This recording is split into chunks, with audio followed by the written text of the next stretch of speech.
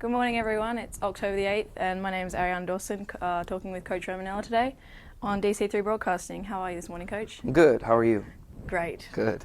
So talking about the women's game first, on Saturday against Coffeyville, the women were going for their 5th win in a row until that came to an end. Were you expecting this result against Coffeyville? No, we've done a really good job of playing up or having other teams have to play up to our standards. So it was a bit of a shock, a little bit of a letdown in my opinion.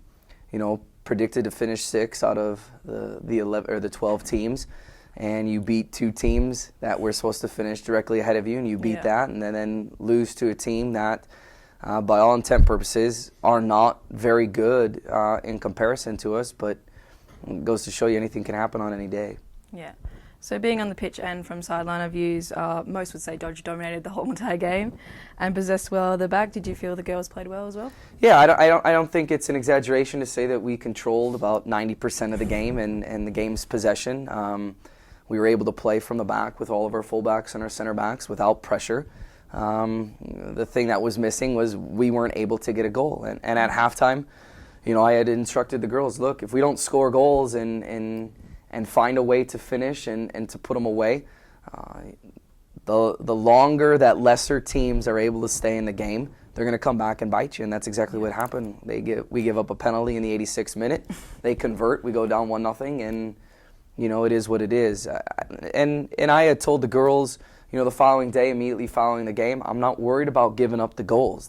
That's not what I have a problem with. The problem is we generate 7, 8, 9 opportunities on goal. 6 really good opportunities with the goalkeeper not really around, and we don't even put the ball on frame for the goalkeeper to work, and we miss those opportunities and we shoot ourselves in the foot. So Christina Chinseri, up front striker, do you feel not having her on the pitch for most of the game was a loss? Christina's a big piece of what we do.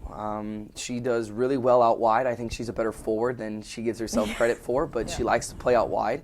But she has an incredible stride. She really is very technical with the ball at her feet going to goal.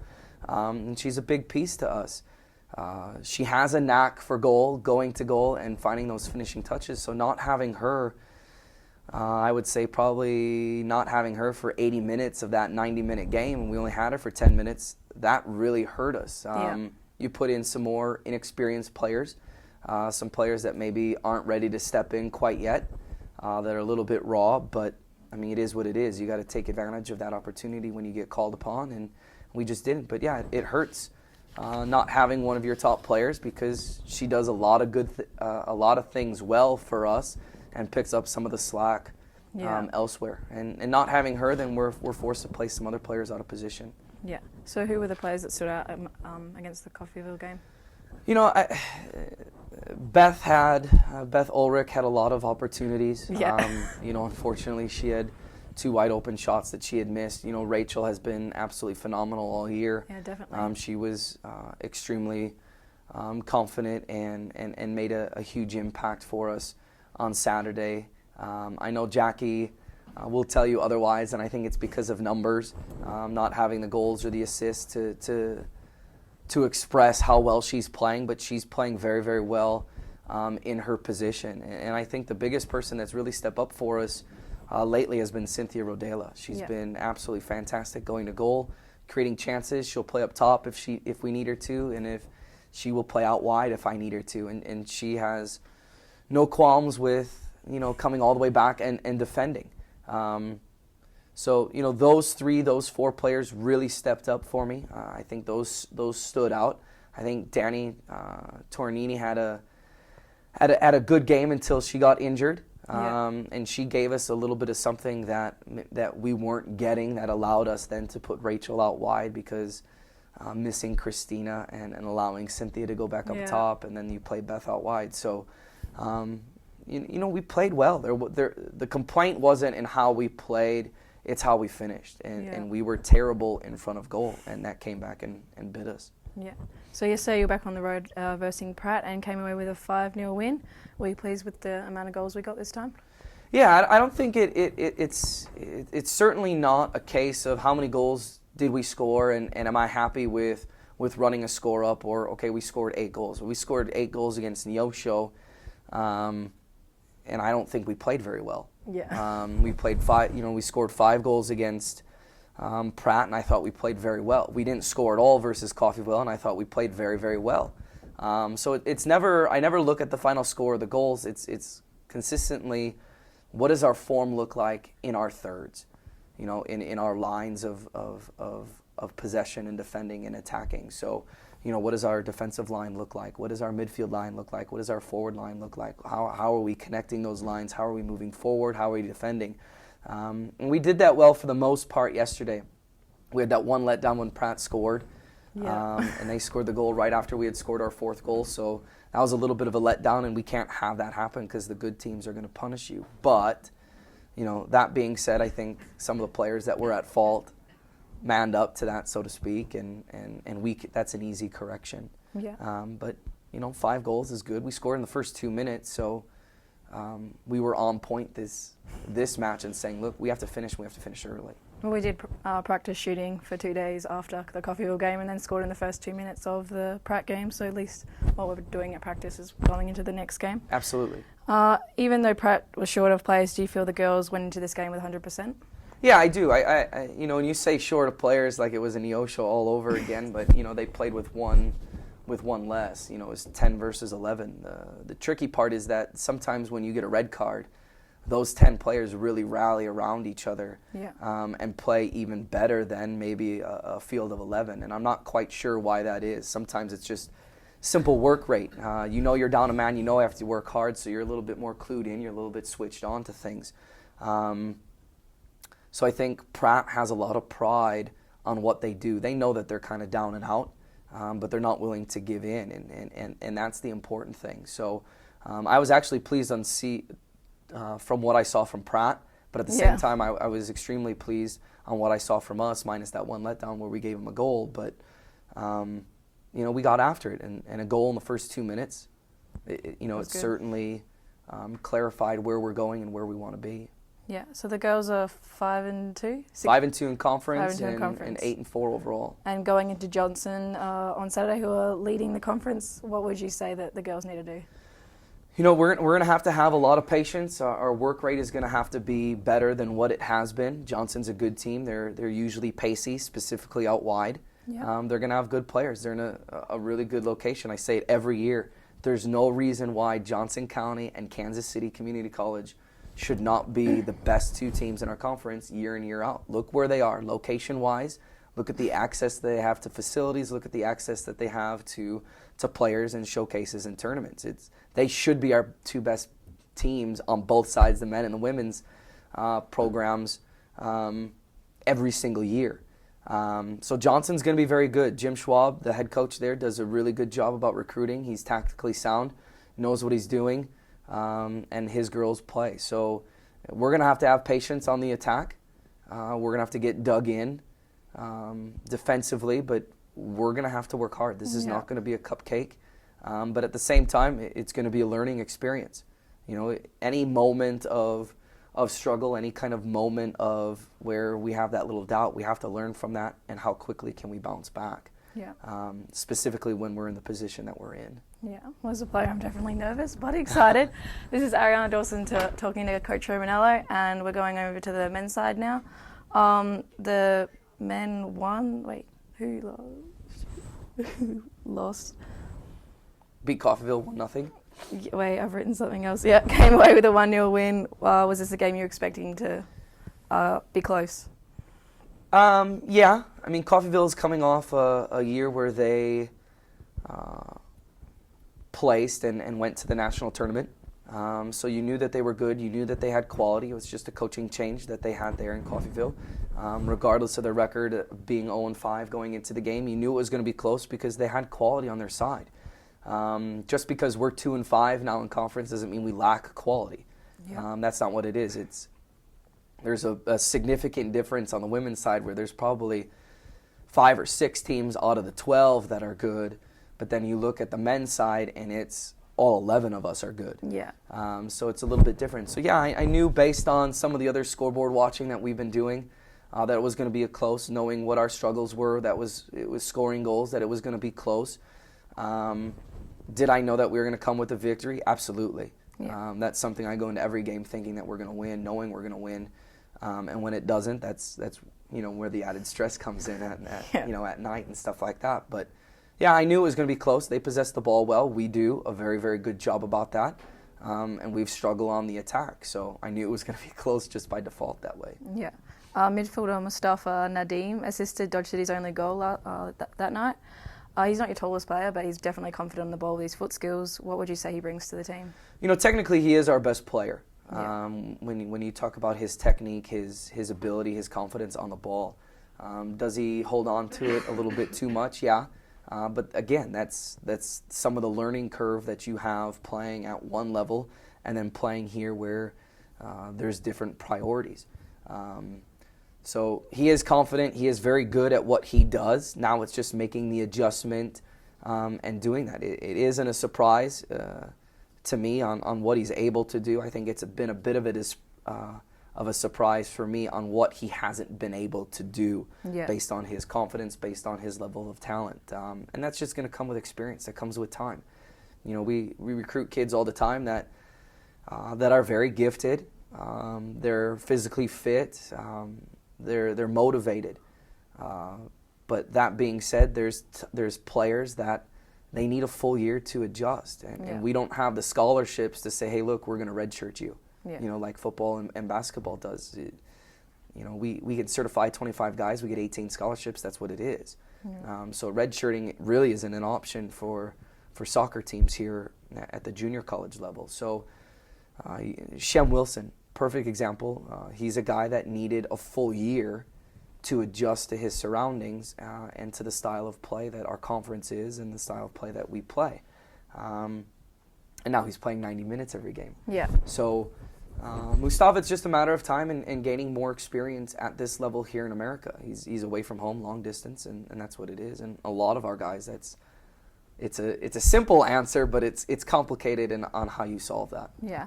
Isaac Palmer came away with his 5th goal in conference and helped the men not go into extra time. Do you think he's been helping you out a lot lately? Yeah, he's been by far our most consistent attacker. The struggle is I think collectively we get into that final third and we struggle with confidence. I think the guys wouldn't shy away particularly, and I've told this to them to their face, is they're afraid to fail. And that's going to really hold you back. You can't have any kind of second thoughts. You get to that final third, don't worry about missing goal. Don't worry about turning the ball over. Don't worry about making mistakes. We're going to make mistakes and give up goals. The other team's going to give up mistakes and they're going to give up goals. We're going to make mistakes and lose possession. It's just a matter of how much are we willing to get ourselves up, dust ourselves off, and go again. And it's that mentality. But it's that risk reward. If you don't risk anything, you're not going to have that big reward. And as a coach, I'm not afraid to risk things. I'm not afraid to change. I'm not afraid to make changes for the good or for the worse to see if we can get a result out of it. And I think our guys are a little bit more hesitant. So I think you're going to get more out of Mustafa.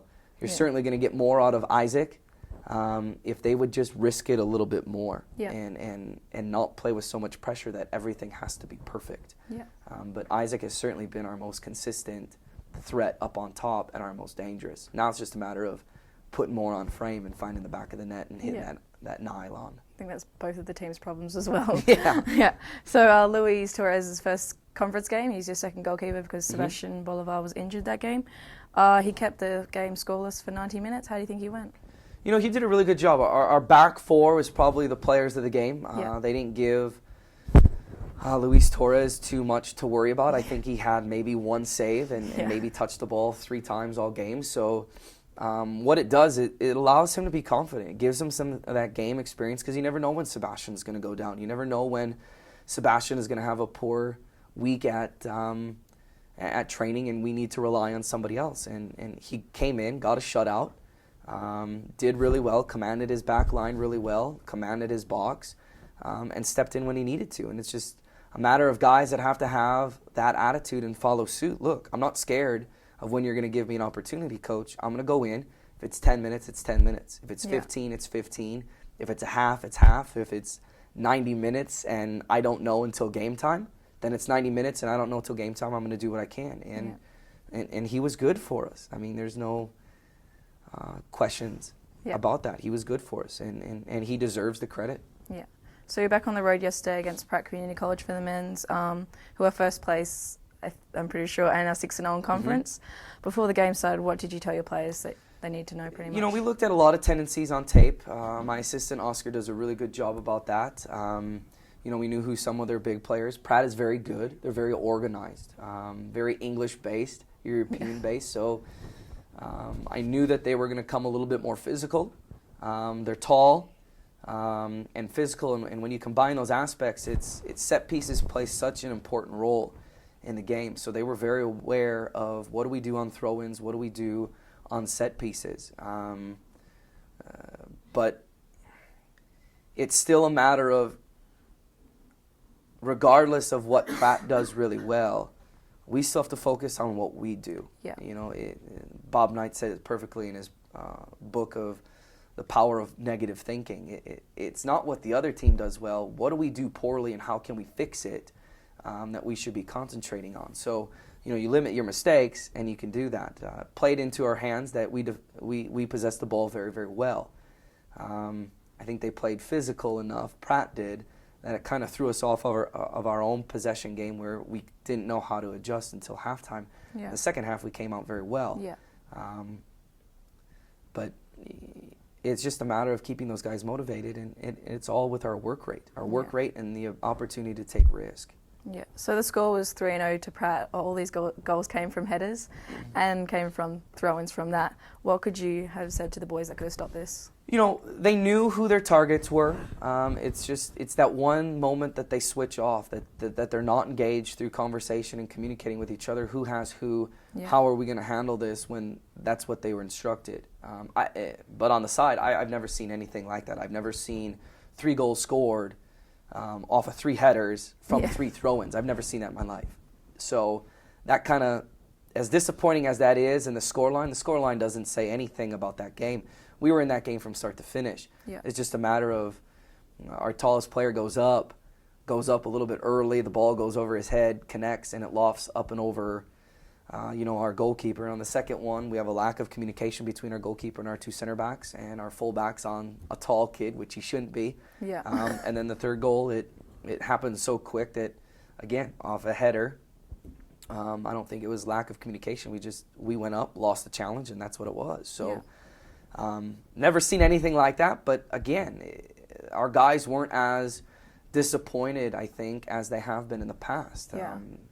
They understand what's at stake for Johnson, and they understand that, look, 3 errors, it's not typical that way, and we press on. We'll see him again. If we have to see him again, if we're willing to keep fighting and getting to the playoffs and make a run here.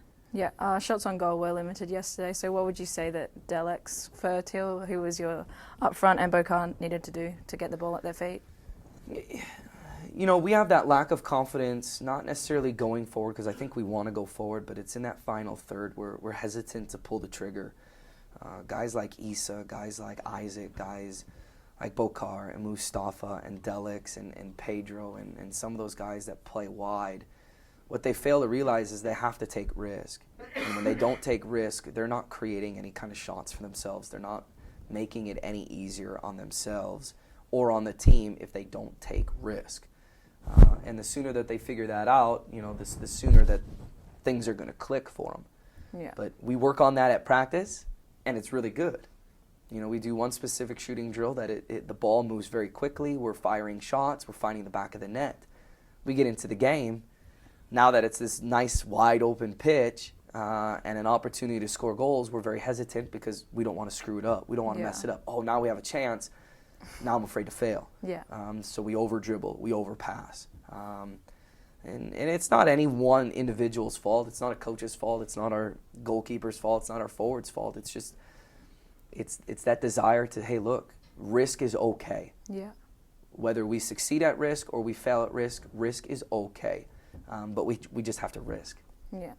So watching from the sidelines, most say the game did get pretty aggressive. 4 yellow cards to us and 4 yellow cards to them. You say this is the boys' frustration coming out, or? No, we are very emotional.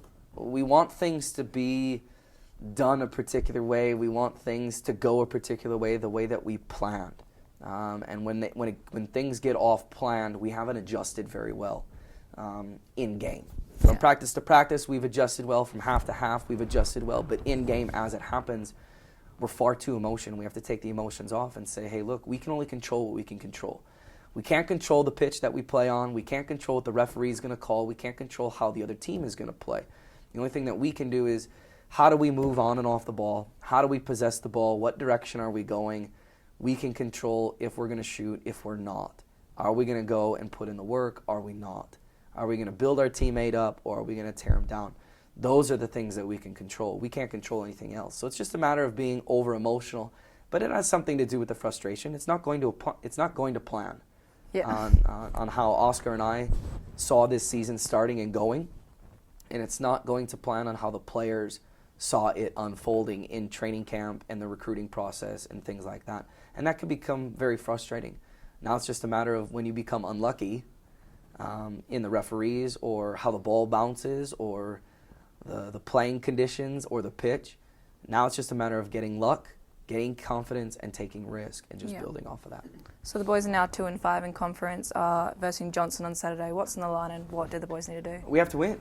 I mean, there's no ifs, ands, or buts about it. We have to win. We lose, and we're going to have to beat Garden and KCK to get into the playoffs and have other things happen. Yeah. If we win, then we kind of are in a situation where we can control our fate. Johnson won yesterday. We lost. So they're at 9 points. We're at 6 points. We beat them on Saturday. Not only do we go level on points, we go up to the 6th seed, and we hold the tiebreaker. So those things are it's going to be at stake. You're going to see us probably press a little bit more than we're used to. We're going to see us get after it a little bit more than we're used to, and take some more chances, and probably be a little bit more physical than we've been used to, and people have been used to saying, just because we have to come out from the opening whistle with urgency and say, look, from the opening whistle, this is what we're doing. We're not playing the patient game. We're not saying we have 90 minutes to do this. We're going to score when we can. We have to go out at it and be proactive that way now. Now we're going to score as many as we can when we can, and take full advantage of it, instead of playing passive and saying, look, we got 45 minutes till halftime, and then we got another 45 minutes, so we got 90 minutes to get a result. No, we need to get a result in the first 5 minutes, and play like that, like our playoff lives are at stake, which they are. Yeah. Well, thanks for speaking with me today, Coach, and good luck with your upcoming games. Johnson is Dodge City is versing Johnson this weekend at 2 for the girls, 2 p.m. for the girls, and 4 p.m. at the girls at Memorial Stadium. So come down and watch if you want to see a good game. Thank you.